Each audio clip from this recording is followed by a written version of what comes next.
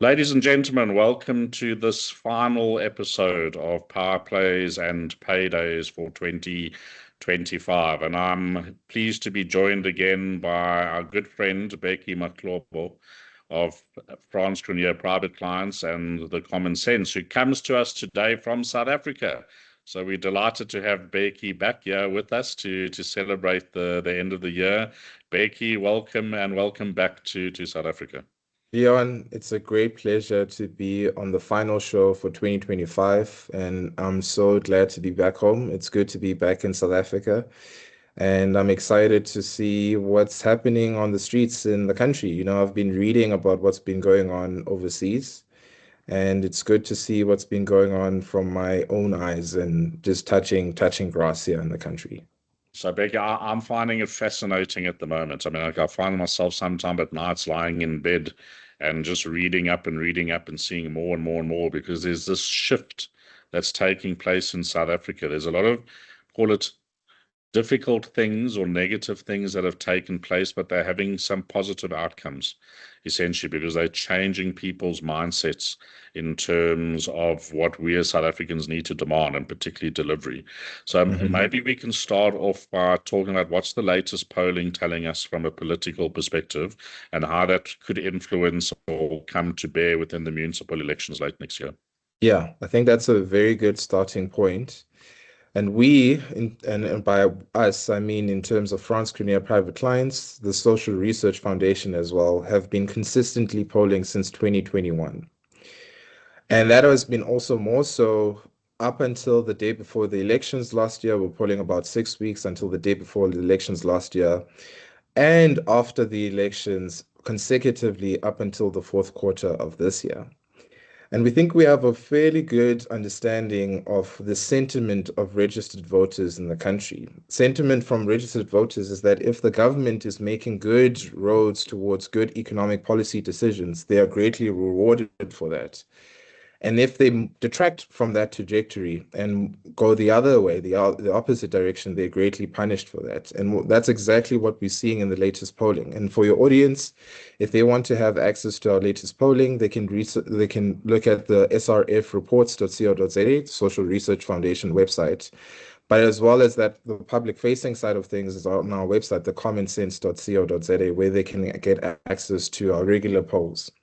And what we're seeing in those polling numbers, if I can just start with the headline numbers, is that the ANC, compared to our last poll, was at about 40% as a proportion of registered voters. It now sits at about 37%. So that's within a margin of about 4%. Our polls have that margin of error. The DA, quite interestingly, has increased from 26% to about 32%. The MK and EFF each sit at about nearly 10%.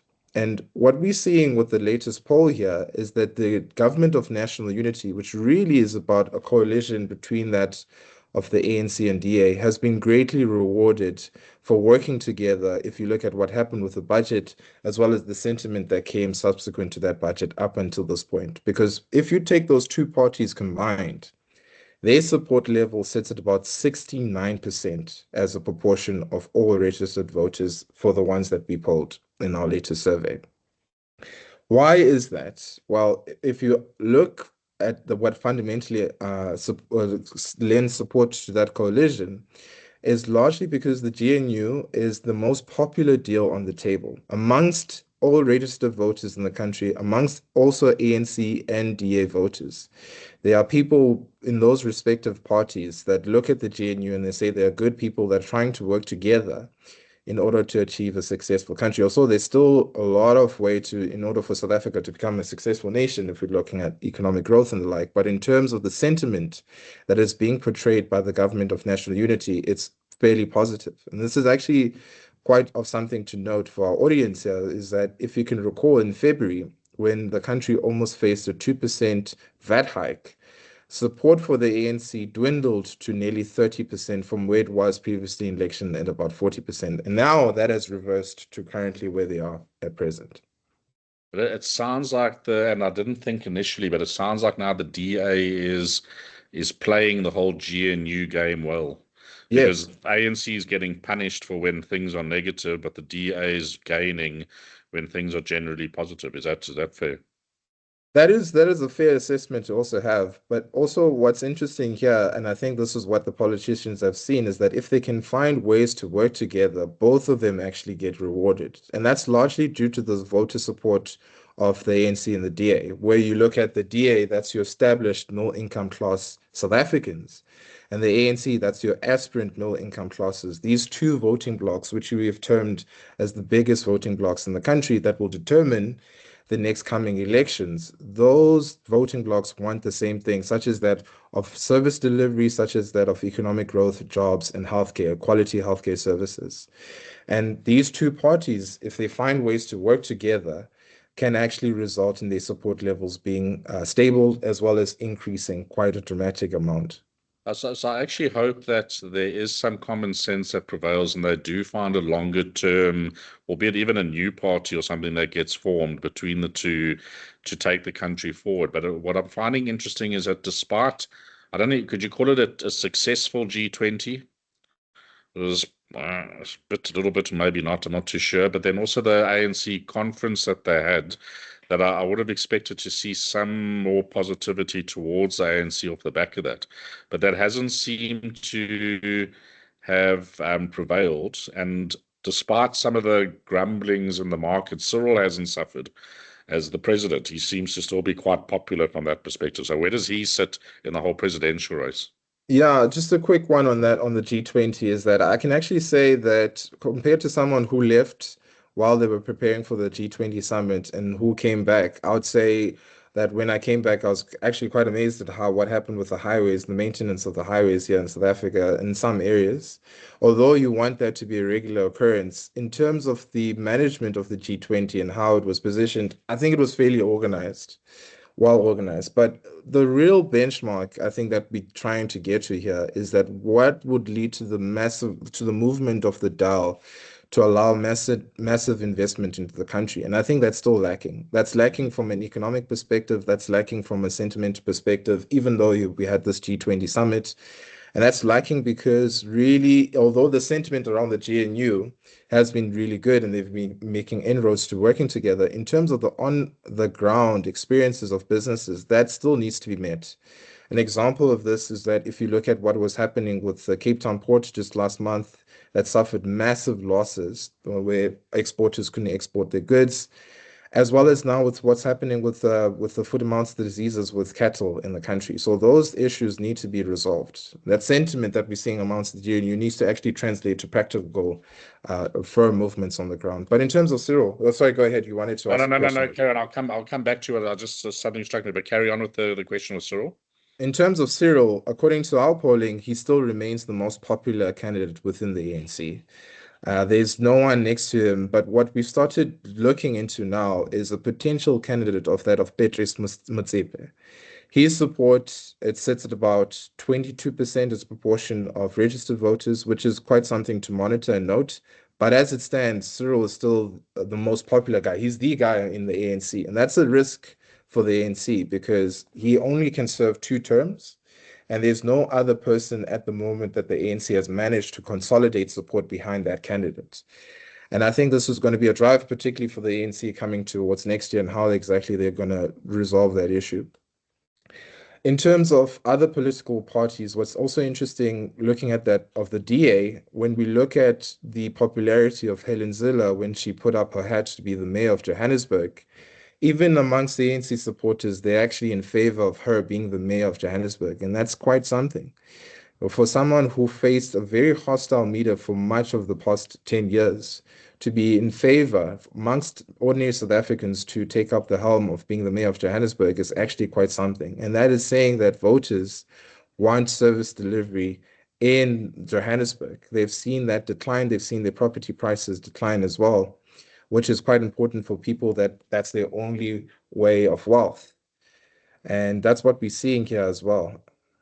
So her level of support then? So I mean that's interesting to hear, but is it sufficient support that she'll be able to govern properly? Because the challenge is, I mean, if you have a look at what's going on with this assassination of DJ Warris, the hijacking of the buildings, it almost seems. I mean, I was watching on the news last night. They're raiding those buildings. What do you do with all of those people?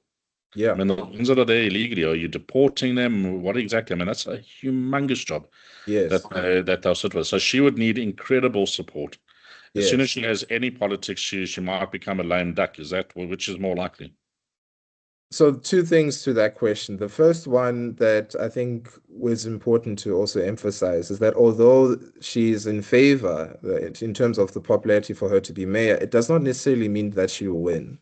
I think there's still a lot of campaigning that needs to come from her as well as her team next year in order for her to win eventually come the local elections.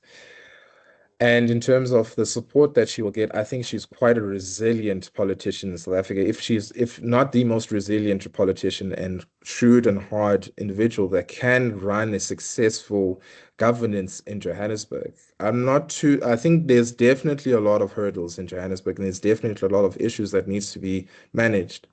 But in terms of her resilience, I don't have any questions in terms of Helen Zille's resilience and being able to get the right people to do the job necessary to arrest the declining service delivery in Johannesburg. Okay, that's fair enough. I'm thinking tongue in cheek, she'll irritate them to the point that they just get the job done. So, Yeah, yeah, but it is unfortunate. You know what happened with DJ Juarez? I was actually on my way back. I saw this in the airport in Los Angeles airport. And that's quite an unfortunate thing. It shouldn't take the killing of one individual. And DJ Juarez is like, I grew up on DJ Juarez. I used to see him on Live Amp, which was the show on SABC1. mm, You wouldn't think this is a person that is also involved with security and maintenance and protecting people in Johannesburg. I mean, this is quite a successful individual that's built quite a high quality of life for himself as well as his family. South Africa doesn't need to lose these kinds of people. And this also means for ordinary South Africans. It mustn't take the killing of these people in order for us to take things seriously. And that's the thing that I think will need to be monitored in Johannesburg come the local election. And I think that's the thing that most voters are concerned about. And that's why Helen Zille is becoming more popular as she's campaigning to be mayor. EBnet is proud to bring you top quality content from experts across the financial services industry in South Africa and internationally for free. Your support helps us in doing this. All we ask is that you subscribe to our channel by clicking the subscribe button below. Share this video with others you think will benefit from it, and give us a thumbs up if you're enjoying the content. That way you help us help you. Thank you from the team at EBnet. For more great content, please visit www.ebnet.co.za. But there's also this culture now in South Africa around all of these assassinations and so on, where it's becoming referred to as the mafia state, and that's how, troubles are sorted out, kind of thing. We've had it with Witness D, we've had it with multiple whistleblowers over time. I know it's different with DJ Warris, but again, it's almost like if you step into the wrong circles, you need to be careful. And that's just not great for any democracy at the end of the day. So I mean that is definitely concerning. It's just I agree with you. It's the fact that it needs something like that to happen to suddenly see action from the police. You think, where has this been the Yeah, whole way along, kind of thing? yeah. Why couldn't there have been this action as a normal course of events? It's the same as the G20. Why did it need the G20 to clean up? Why aren't we cleaning up the whole time? Clearly, there's the ability. Why not the continued sort of action kind of thing. So I don't know the answer to that, but the reality is the population is now standing up. I mean, when figures like that meet that fate, it upsets people. It changes their Yes, psyche. And that's yes. what's going to cause the change in South Africa. So hopefully their sacrifice isn't for nothing. But nevertheless, it should never have been necessary. That's the reality. Exactly, and I 100% agree with that as well. Do you think the government is starting to waver a little bit around the BEE laws? I mean, I've seen some press around Starlink and concessions in that Yeah. regard. I find it strange that you can make concessions for one and not more broadly. But what is happening on something like that? I think those are positive green shoots that we're seeing there, particularly with Starlink and ITC and the like, relaxing some of the BEE laws. And that's because I think politicians are also seeing that the sentiment, which has also quite rapidly changed, is that according to our poll as well, in our latest poll, about 69% of South Africans are actually in favor of a relaxation of BEE laws in South Africa. That's actually a good thing. And it's actually a political win if the government actually goes ahead and relaxes broadly BEE laws in South Africa. And that's largely because, from a South African perspective, BEE laws has not led to a massive improvement in terms of the disadvantage in the country. Of course, there have legitimate people that needed assessment to be uplifted in terms of from moving from really harsh conditions in order to have life for and quality of life for themselves. And in terms of the broad scale of liftment of millions of South Africans, BEE laws have actually not have led to that result. And I think it's good. I think this is a really good movement, and we just need to see more of it, much more at a broader scale, because this would actually allow for vast amounts of investment into South Africa, which is what the country needs. This has been the most important point that we've mentioned the point in your show this whole year, is that once we start to see those laws being relaxed, which act as a tax on investment, but as well as that of limiting the economic prospects of millions of South Africans, I think it would lead to a great outlook for South Africa.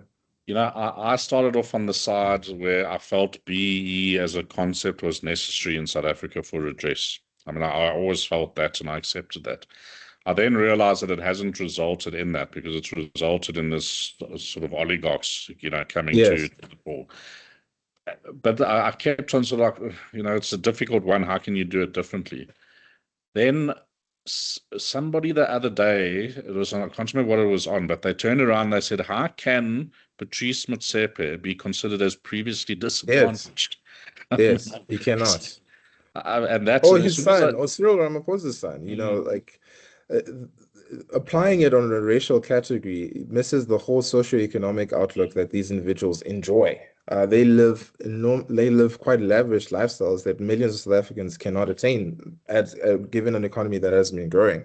They cannot be classified as economically disadvantaged because they're not. They're fundamentally not economically disadvantaged. The people that are economically disadvantaged are those individuals that live in very harsh conditions. We talked about Johannesburg, but there's also other areas such as that of Tsakani, such as that of Soweto, such as that of townships around those areas. These are the areas where you see those aspirant middle income class individuals.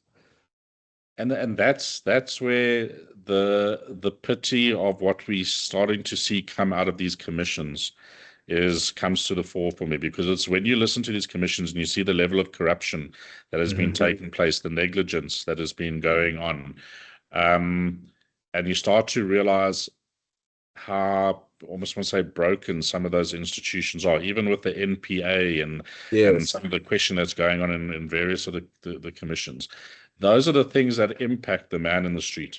yes, most definitely. That's the reality. Those are the things that are just the standard things that we all need in place, the right guardrails for the country to work well. And that's where that's just been allowed to go, Yes. essentially. And that's the greatest pity as far as I'm concerned. And I'm just hoping that it's not too far. I don't think it is too far, but it's going to take a mammoth job to turn those things around, because it's not just a case of having the right spirit to do it. You've got the people involved the whole time. It's like Helen coming in. If she comes in and Yes. Joburg, can she get the job done with the barriers that'll be put in front of her? The same thing applies in all of these institutions. It's not just up to the head. The head needs cooperation. Yes, just a little bit there and as well in terms of offering some of the sentiment, the hard numbers amongst those registered voters. We spoke a little bit about the coalition between the ANC and the DA. And one thing that I actually would like to share and say this is actually a positive thing that I'm seeing amongst ordinary South Africans is the support for this coalition. And it's not the support for a coalition for the sake that it's the DA or that of the ANC. It's that it's the best deal on the table. And these registered voters actually understand that. Some of the hard numbers that I'm going to say here is that if you look at it as a proportion of all voters, about 40% of all voters are in support of an ANC and DA coalition. Amongst the ANC supporters, 49%, amongst DA voters, about 51%. That trumps over ANC and MK, that trumps over ANC and EFF. And that's a very positive thing because those two other coalitions would have resulted in a very difficult economic situation for South Africa, the likes of which we would have not have seen inflation coming down a little bit of what we're seeing right now. We would have not have seen a stronger rand as what we've seen at the moment. And that would have led to a strong strain on purses in terms of ordinary South Africans in the country. Yeah, so look, I mean, like I will be off air just for the viewers' sake. When you came on the call, I said to Bheki, having interviewed him, I think the last 3 episodes when he's been in LA, he sort of comes on the call looking a bit disheveled and I'm not sure what the right word is, but today there was just a broad smile and a happiness because he's back in South Africa, and we were talking about the fact that we as South Africans have this spirit and culture of resilience. And we can just get things done. And I think that's what will prevail. So we are ultimately, it's almost like we need to bugger things up a little bit before we get online and get it sorted. Yeah. I mean, I'm currently visiting my mother right now, and she stays in a black middle income class area.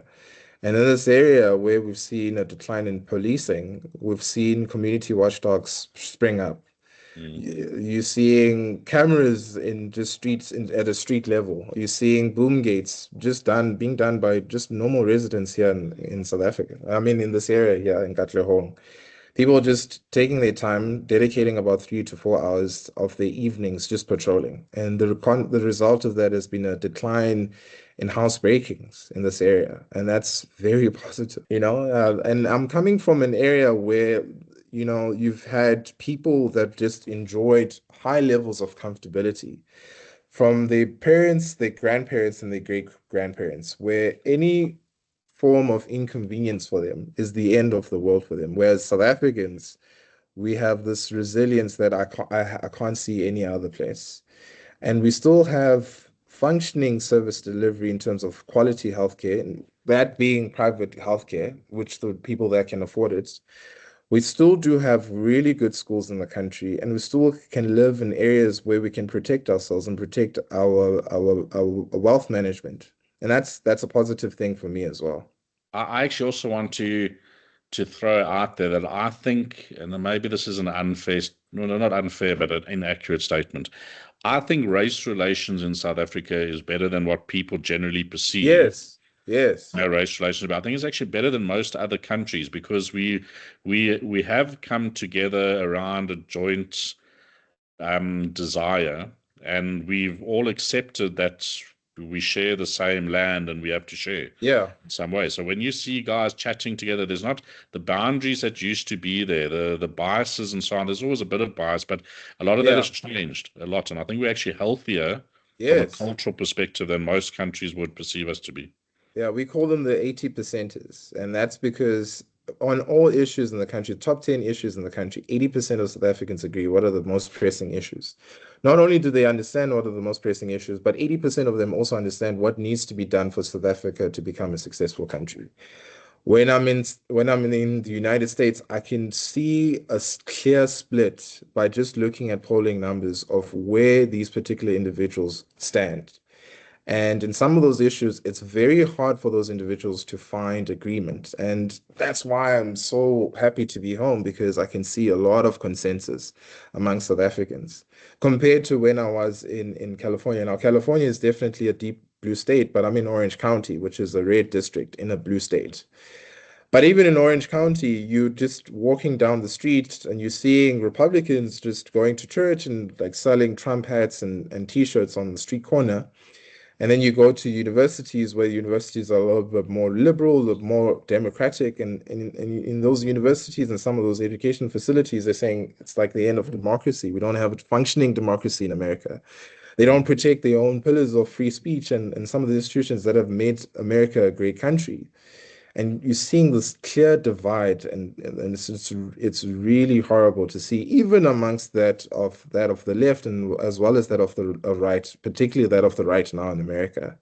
Whereas here in South Africa, 80% of South Africans agree what are the most pressing issues. 80% of them share common values. 80% of them as well would like to work together to achieve a successful country. That's a very positive thing. And I think it should also be noted compared to any other country in the world right now. So economically, we're not seeing the growth come through to the degree that we need to at the moment, but there are some positive signs. Inflation has been targeted at the 3% level, and it's come in. The latest numbers are looking good. It allows for further interest rate cuts. So that's all very positive. Investment markets have been doing exceptionally well. Yes. So it really comes down to trade, foreign investment, or fixed investment in South Africa. So we've spoken a lot about the relationship with the US that you've been speaking about. That doesn't sound like that's getting any better.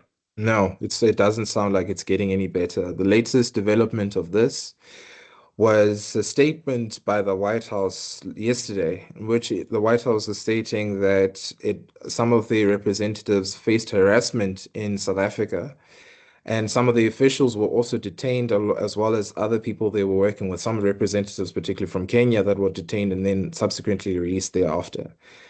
This was done from the South African perspective, from the South African representatives. They say that this was done as a regular routine, as just for a little bit of context for your audience here. This was there's a facility in Johannesburg that was allowing for the processing of Afrikaner refugees to America.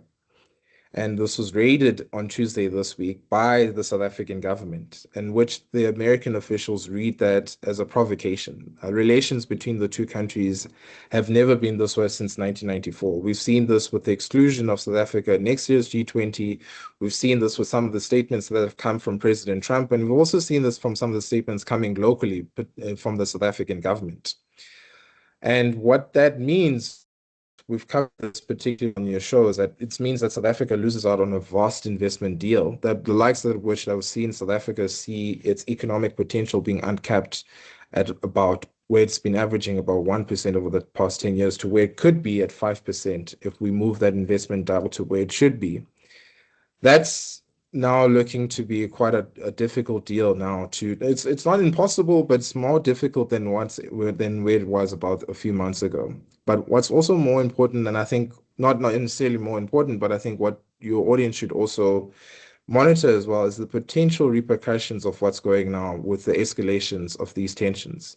One of which, where the American representatives are considering sanctions on a few officials of the South African government, as well as that of institutions in the country. Well, I was just about to say that there was a lot of talk around sanctions of individuals, which you can sort of live with. But now what's happening is it's the countries getting involved, if I could put it that way. And the worst case scenario is sanctions on South Africa. And that will hit us very hard from an economic perspective. So is there talk about that? There's definitely moves amongst the American representatives to sanction a few key individuals of ANC officials. They've made this publicly as well, and as well as of other South African institutions. Who those individuals are is not publicly known at the moment, as well as those institutions, but it's quite clear that America is sending a clear message to South Africa that we're seeing you as a concern, particularly with your alliance with countries that we see as a national security threat. And you're also not meeting us on the table in order for us to reach an agreement to have an investment deal. And the consequence of that is that America is saying, okay, we've implemented a 30% tariff hike on South Africa, and bear in mind, every other country has lowered that in some regards, and even being successful in talking with Americans, South Africa being an outlier. So the 30% tariff still remains, and the prospect of that now being removed is actually lower than what it was when the last time we spoke. But not only that, but they're now escalating it now in terms of actually implementing sanctions. We don't know when those will be. There's still a little bit of time that needs to occur in order for that to occur. But what's important to be noted here is that not only is South Africa missing out on an investment deal, but we're now potentially looking at serious sanctions being imposed on a few particular individuals in the country. But not only that, but this could also scale up in terms of South African debt. About 20% of South African debt is owned by foreign investors. That it is definitely rand denominated, but some of that money comes from American institutions. And what could happen is that America could say that you're not allowed to buy South African government bonds, which would lead to massive an increase in yields and government yields, making it more expensive for the South African government to service their debt and to actually get money to deliver on service delivery and the like. So it sounds to me like we're playing with fire there, and we need to be awfully careful. As much as we can try to take a moral high ground on certain things, there's some things you must just let sleeping dogs lie, if I could put it that way. And that's my view in terms of that. And then what I also find interesting, and I'm sorry, I know we need to cut off now in terms of time, but we've taken issue in terms of what's happened between Israel and Palestine. Yet we are now Israel's biggest coal our exports to Israel. So there's a little bit of hypocrisy there. It's like, why is it fine in some places and other places not? Now, I know there's reasons for all of that, but what it tells me is that you've got to find compromise in terms of thing. And we seem to be failing to do that with the US at the moment. And there's more than enough reason to say, well, you're finding compromise in other places, so why can't you there? So you can't take that that's moral high ground, essentially. So it's just a bit confusing in that sense. And it's honestly very simple to get an investment deal from the Americans. They are very inclined to do so. It's quite unfortunate. One thing I would also say from American perspective with the issues that they've taken with the Afrikaner issue, which has honestly also led to a few sort of the support from South Africans to wither from support for in terms of the Afrikaner refugee issue. But this issue could be easily resolved. By now, we wouldn't have faced a 30% tariff level in the country. We would have faced a baseline tariff level.